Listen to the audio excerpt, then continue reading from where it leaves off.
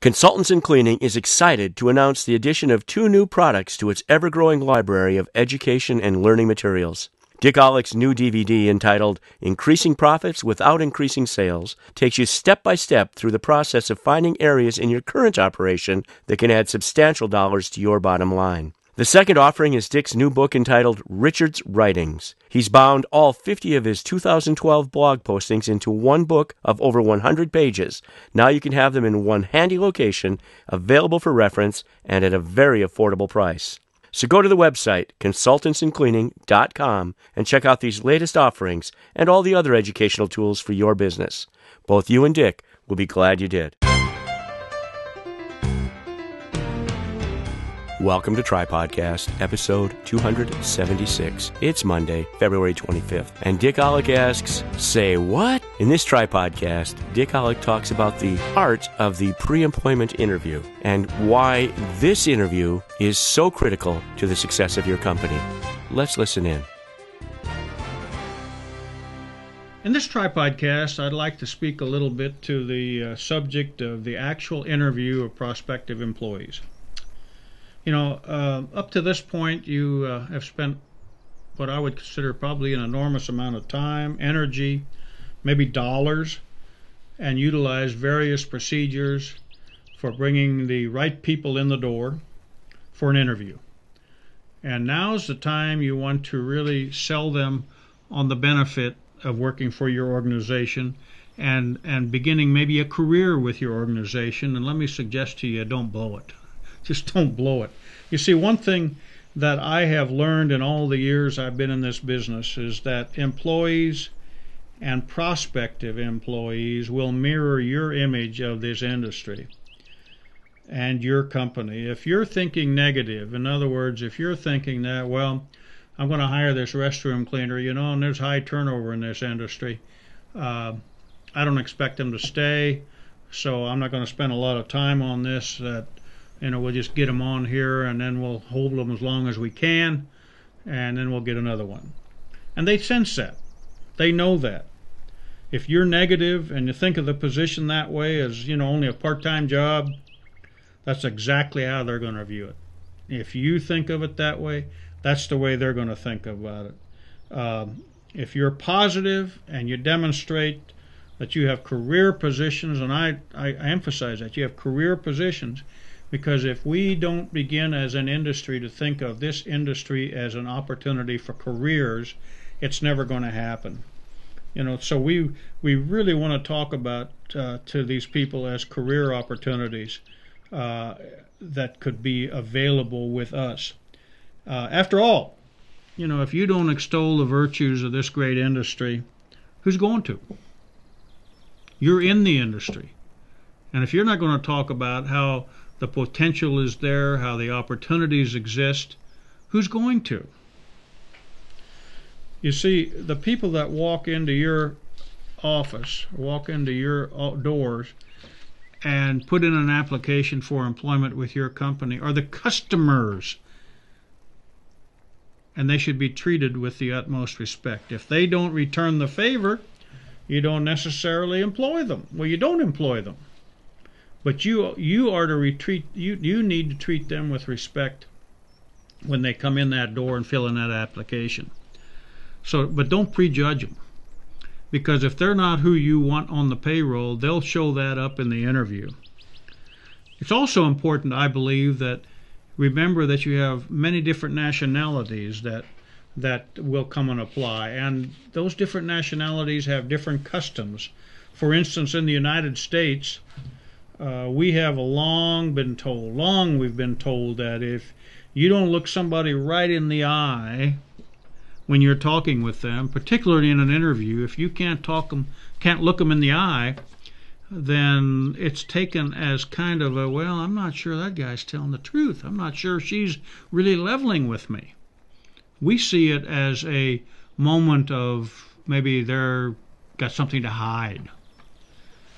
And there are nationalities and cultures in this world that are taught direct opposite. When you are talking with someone and trying to secure employment, they are in a position of authority, and you don't look someone who is in the position of authority in the eye. You look down. You look down and talk. So, you may look at somebody of a different culture, of a different nationality, and say, well, I can't trust them because they didn't look me in the eye. But that's what they were taught. So you need to learn you need to know what those different cultures or those different nations are that you're going to employ. Do some homework on the customs of the people that you're going to be employing. I've had the privilege to work with a lot of different companies and observe the way they do their interview process, and it's been very interesting for me to observe the good, the bad, and frankly the ugly. Not long ago I sat in on an interview where a branch manager was interviewing someone he was hoping would join his management team. Now this was someone he was going to bring in as a manager. And his interview went something like this, and I've made some notes here, so bear with me. How long have you been married? Will your wife object to the evening hours? How old are your kids? Won't they miss Daddy when you're gone? I heard a rumor you were arrested for drunk and disorderly. Is that behind you now? Well, you get the picture. It's the worst interview I ever sat through, and frankly, most of it was illegal questions. Well, in fact, I guess all of them were, come to think of it. You can't ask those questions in an interview. The prospect chose not to accept the position. No kidding. And the owner of the company that I was consulting with took that manager to lunch and bought his to go.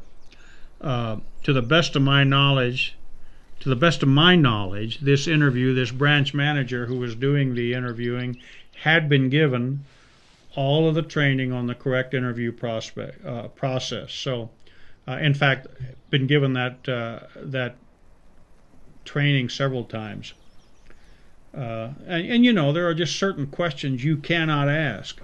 And so I'm not going to go through all of those. I do have 3 or 4 or 5 or 7 here that I usually would ask. Things like, why are you considering leaving your present position if they're currently working? Tell me in detail what you did at your last or current position. What did you like to do best? And then conversely, what did you like to do least? What did you consider your greatest accomplishment in your life to this point? As a matter of fact, just yesterday, I did a phone interview in conjunction with a client of mine, and these were some of the questions I went through with this prospect, and we decided afterward to employ this prospect based on these answers that we got. What do you consider your greatest disappointment to this point in your life? What type of person do you believe is the hardest person to deal with? What type of people are hardest to deal with? Tell me about the boss you like the best. That'll give a lot of indication of where they're coming from. And what sort of work would your family like to see you do? These are all questions that can draw out answers that will give you all kinds of insight into that prospective employee without embarrassing them, without saying anything illegal. They're pointed questions, but the answers that I get from those usually tell me whether I want to employ that person. I did not fire them at them in a rapid fire like I did here, but they were a conversation. We conducted a conversation so that I could learn to know the person. I used also an informal applicant survey that they could or could not, depending on whether they wanted to. They didn't have to. A survey for them to complete. So, somebody asked me many times, a lot of people have asked me, how can you take this much time with each applicant? Well, they said, I'm only hiring a line worker to clean a building for 4 hours or 6 hours or 8 hours. Exactly. And my response is that one of the reasons we have such a high turnover in this industry is that we don't do the job right up front. We don't do the things that we need to do to find out if these are the people that we really want. You see, once you get the system down, you can go through the process pretty rapidly. Because many times after you get through about 2 or 3 of these questions, you're going to make a determination this is not a person that you would choose to employ, and the interview comes to a rapid halt. Usually the only time you get, I listed 9 questions here, and usually if you've made it through all 9, it means you're pretty interested in employing that person. But if you're not, you'll probably get down to about 3 and you're done. So you don't take all that time to interview everybody. But I consider that the entire process of the interview is so critical to a company's success. And yet so many companies treat it in such a haphazard way. And I'm really hoping your company is one that understands the importance of the process and is constantly working to improve the process. I know when I talk about the success or failure of a company, I've probably got people listening to this that will argue with me and ask will argue with me that it's not that important. You're just hiring part-time people. But let me ask this question. Have you ever had a customer terminate your service and tell you something like this? I know you want to do the job, but your turnover is just terrible. Seems like every other week there's someone new in here. Or worse yet, they terminate your service and don't tell you why. Bad service, maybe. Could be just that you had high turnover and they didn't like it. See, so I want to suggest to you, don't underestimate the importance of getting right employees into your organization. It'll help you. It'll enable you to build a quality team, a long-term team. It'll reduce your turnover if you do it right up front. Remember what I said early on. The image and the attitude that you portray is reflected in the attitude and the image that they portray. So do it right. Build your organization. And thanks for watching. You've been listening to a Tripodcast, short video and audio presentation about important topics in our industry. If you're a current subscriber to the Tripodcast, thank you. We appreciate it. If you're not yet a subscriber, please check it out. It's free and it's easy. Come to www.tripodcast.com, enter your email address on the right-hand column, and click subscribe. We'll send you out a new Tripodcast every Monday morning.